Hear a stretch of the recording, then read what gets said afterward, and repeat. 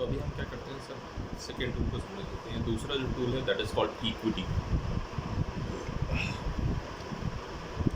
Equity में हम क्या करते हैं, प्रॉफिट या लॉस शेयर करते हैं। ओके, तो मान लीजिए मेरा कोई बिज़नेस है जो 1 करोड़ का है और उसमें अगर आपने 1 लाख का इन्वेस्टमेंट किया है, इट मीन्स कि आप मेरे बिज़नेस के 100वें भाग के हिस्सेदार हो, ये 100वें पार्ट के हिस्सेदार हो। जो भी प्रॉफिट या लॉस मेरा होगा वो आपका हो जाएगा। बट इसमें हम कैसे कैलकुलेट करेंगे कि प्रॉफिट हो रहा है या लॉस हो रहा है? ठीक है, गॉट इट, ठीक है। अभी जैसे हमने एफडी में समझा था, डेब्ट टूल में समझा था कि यार डेब्ट टूल में अगर हम इन्वेस्टमेंट करते हैं तो उसका रिटर्न कितना आता है, वैसे ही अगर हम इक्विटी मार्केट में जाते हैं तो हमें समझ में आना चाहिए कि यार उसका बिजनेस का पोटेंशियल कितना है या मार्केट का पोटेंशियल कितना है और उसमें कितना रिटर्न आएगा, ये हम कैसे कैलकुलेट करेंगे। जनरली क्या होता है सर, जब भी जैसे मैं अभी अपनी कंपनी में काम कर रहा हूँ, जब भी वो कोई प्रोडक्ट लॉन्च करते हैं या कुछ भी करते हैं तो what they do a market सर्वे। और मार्केट सर्वे से वो लोग क्या करते हैं कि मार्केट में क्या डिमांड होने वाली है, क्या डिमांड होगी और क्या उसके रिटर्न्स होंगे, उसका एनालिसिस करते हैं और उसके बेसिस पे इन्वेस्टमेंट करते हैं। ठीक है, तो मान लीजिए कि हम अपने इन्वेस्टमेंट करने के पहले रिसर्च करने के लिए या मार्केट सर्वे करने जाते हैं और मार्केट में जाते हैं। तो मार्केट में हमें कुछ लोग मिलते हैं जो कि इक्विटी में काम कर रहे हैं, तो वो क्या बोलेंगे, 10-15 कंपनी के नाम ले लेंगे और बोलेंगे यार इक्विटी तो बहुत अच्छी है। ठीक है, इसमें कई लोगों को बताएंगे, इसमें ये मेरे 4 लोग थे जो करोड़पति हो गए, ये 2 लोग थे जिन्होंने इतना पैसा कमाया। ठीक है, फिर हम थोड़ा आगे जाते हैं और थोड़ा सा अगर हम मार्केट सर्वे करते हैं, कुछ लोग जो डेब्ट टूल में काम करते हैं उनसे बात करेंगे तो बोलते हैं यार इक्विटी तो बहुत ख़राब है, उसमें मेरी ये क्लाइंट का पैसा डूब गया, वहाँ पे तो अभी जा रहे हैं तो एड्रेस ही नहीं मिल रहा है। तो फिर कौन सही बोल रहा है? क्या दोनों सही बोल रहे हैं या दोनों गलत बोल रहे हैं? वैसे तो नहीं हो सकता, बट ये भी तो हो सकता है दोनों गलत बोल रहे हैं। तो फिर कैसे डिसाइड करेंगे? तो फिर किस हिसाब से डिसाइड करेंगे या कैसे डिसाइड करेंगे या कैसे कैलकुलेट करेंगे कि ये प्रॉफिट हो रहा है या लॉस हो रहा है? ओके ओके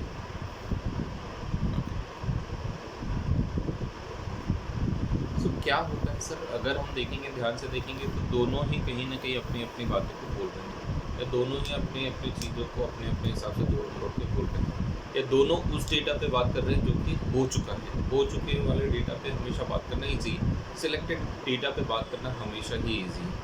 ठीक है, बट कोई भी बात नहीं कर रहा है कि क्या होने वाला है। हमेशा सिलेक्टेड डेटा पे बात करेंगे तो सिलेक्टेड डेटा पे बात करना, उस पर एनालिसिस करना हमेशा ईजी रहता है, बट आने वाले डेटा पे कोई भी बात नहीं करता। कितने सारे डेटा हैं कि अभी अगर आप बात करेंगे तो टॉप 20 कंपनी, टॉप 15 कंपनी एक क्लिक पे अवेलेबल है, राइट? बट उससे क्या होगा, जो कंपनी आज आपको अच्छी लग रही है 1 साल के बाद वो ख़राब हो जाएगी, जो अच्छी कंपनियाँ हैं वो 1 साल बाद ख़राब हो जाएगी, ख़राब कंपनियाँ अच्छी हो जाएगी। फिर कैसे हम डिसाइड करेंगे कि किस कंपनी में इन्वेस्ट करना है? कैसे हम डिसाइड करेंगे या क्या फॉर्मूले को हम फॉलो करेंगे? तो हम क्या करते हैं सर, 1 या 2 कंपनी की बात नहीं करते, हम सारी कंपनियों की बात करते थे। एवरेज आदमी भी वही गलतियाँ करता है जो एक आम आदमी ने की रहती है। तो हम सारी कंपनियों की बात कर लेते हैं, एक कंपनी अच्छी है उसकी भी बात कर लेते हैं, एक कंपनी ख़राब है उसकी भी बात कर लेते हैं, एक कंपनी जो बहुत अच्छा कर रही है उसकी भी बात कर लेते हैं, एक कंपनी जो बंद होने आई उसकी भी बात कर लेते हैं। ठीक है, तो सारी कंपनियों की अगर मुझे बात करना है तो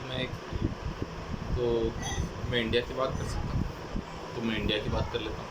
इंडिया में पूरे साल में मिलके हम जितना प्रोडक्शन करते हैं दैट इज़ कॉल्ड जीडीपी, और पिछले साल से लेके इस साल में उसमें जितनी ग्रोथ हुई that is called GDP growth rate. और उसमें महंगाई जोड़ दें तो वो मेरे रिटर्न होना चाहिए, या मैं बोल दूँ कि जीडीपी ग्रोथ रेट और इन्फ्लेशन ये मेरे रिटर्न होना चाहिए। अभी इंडिया की जीडीपी अप्रॉक्सीमेट जो रेंज में जिस रेंज में वेरी करती है वो है अराउंड 7%। तो 7% प्लस इन्फ्लेशन हमारे रिटर्न होने चाहिए। अभी हमने जब इन्फ्लेशन की बात करी थी तो इन्फ्लेशन हमने लिया था 5%। इंडिया की जीडीपी है 7%, तो 7 और 5 12% ये हमारे रिटर्न होना चाहिए। दूसरा हमने लिया था जीडीपी ग्रोथ रेट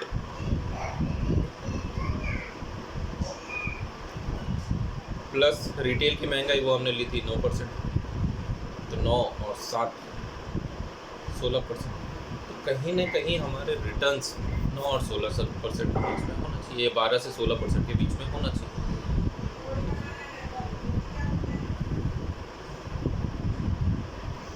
अभी आप देखेंगे तो all over the world equity इसी फॉर्मूले को फॉलो करता है। इक्विटी किस फॉर्मूले को फॉलो करता है, या ग्रोथ किस रेट को फॉलो करता है, किस फॉर्मूले को फॉलो करता है? लॉन्ग टाइम में हम जाएंगे तो इक्विटी हमेशा इस फॉर्मूले को फॉलो करेगा कि GDP plus inflation rate would be your return. इस फॉर्मूले को फॉलो करता है, ठीक है। अभी जब हम इसका ग्राफ बनाने जाते हैं तो ये इस तरह से जिगजैग बनता है। इस ग्राफ को देख के हमको क्या समझ में आता है,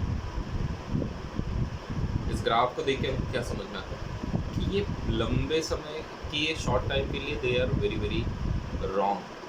अच्छा, second thing, after one year taxation is very very low, और इसमें flexibility is very very high. आप एक स्कीम से निकल के दूसरे स्कीम में वेरी इजीली जा सकते हैं। Liquidity is very very high, आप जब चाहे जब पैसा निकाल सकते हैं, जब चाहे जब इसमें इन्वेस्टमेंट बढ़ा सकते हैं, जब चाहे जब इन्वेस्टमेंट कम कर सकते हैं।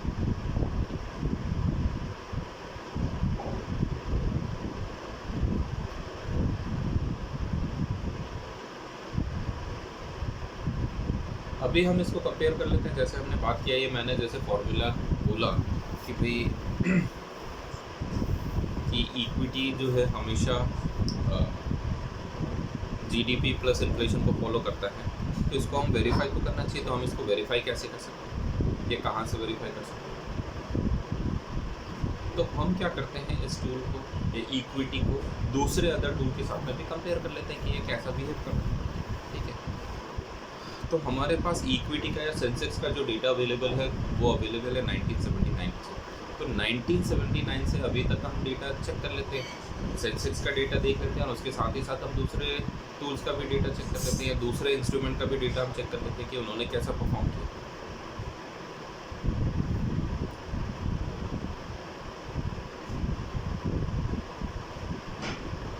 तो हम सबसे पहले ले लेते हैं 1979 में गोल्ड का जो प्राइस था वो 950 ग्राम पर तोला था, पर 10 ग्राम था, 950 ग्राम पर तोला।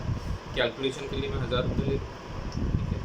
अभी कितना चल रहा है, अभी अगर मैं बात करूँ तो गोल्ड अप्रॉक्सीमेट 59,000 में चल रहा है। तो 1000 रुपये से लेके 59,000 पे आपका गोल्ड चले गया, मतलब आपका पैसा जो है 1000 से लेके 590, 1000 से 59,000 मतलब 59 टाइम्स बढ़ गए, ठीक है। साथ ही हम दूसरा टूल ले लेते हैं, सिल्वर। 1979 में 2500 रुपये किलोग्राम होता था, अभी जो मैक्सिमम गया था वो 75 गया। मैं मैक्सिमम से ही कैलकुलेट करता हूँ। तो अगर मैं देखूँ तो सिल्वर में अगर आपने 2500 रुपये का इन्वेस्टमेंट किया रहता तो आज उसकी मार्केट वैल्यू करीब 75,000 हो जाती, मतलब आपका पैसा कितना गुना बढ़ गया, 75 टाइम्स। अभी दूसरा हम ले लेते हैं डेप टूल। डेप टूल में मान लीजिए आपने 100 रुपये का इन्वेस्टमेंट किया रहता, सारे टैक्सेशन काट के अगर आपको 8% का भी रिटर्न आता तो उसमें अभी आपकी वैल्यू हो जाती है अप्रॉक्सीमेट 2600 रुपये, 2600 या 2700। तो उसमें आपका कितना वैल्यू बढ़ता है, अप्रॉक्सीमेट 26 टाइम्स, ठीक है। अभी हम रियल एस्टेट का एग्जांपल ले लेते हैं। रियल एस्टेट हम ले लेते हैं, सबसे ज़्यादा जो रियल एस्टेट की डिमांड है वो है मुंबई में मरीन ड्राइव। तो 1979 में मुंबई में मरीन ड्राइव के प्राइस जो चलते थे वो चलते थे अप्रॉक्सीमेट 10,000 से लेके 15,000 रुपये पर स्क्वायर फीट। आज चल रहे हैं करीब करीब 1 लाख से 1.5 लाख के आसपास चल रहे हैं। यहाँ पर आपकी वैल्यू कितनी पड़ेगी, अराउंड 150 टाइम्स। अब आ जाते हैं हम सेंसेक्स में।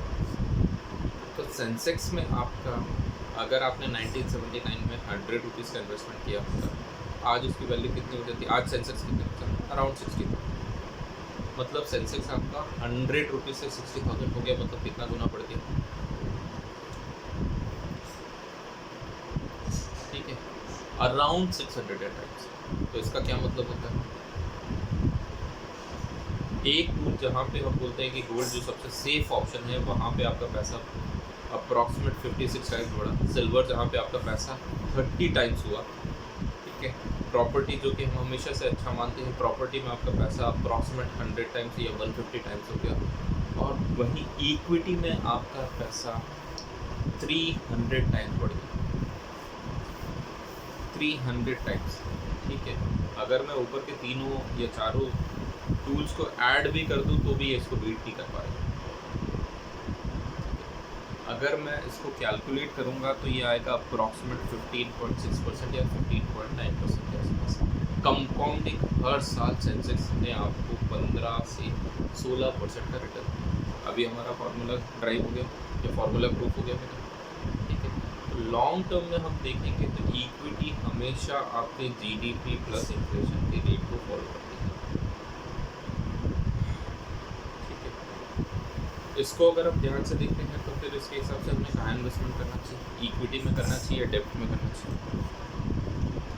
और कल को मुझे 1 साल के बाद या 3 महीने के बाद पैसे की ज़रूरत पड़ गई तो फिर हम क्या करेंगे।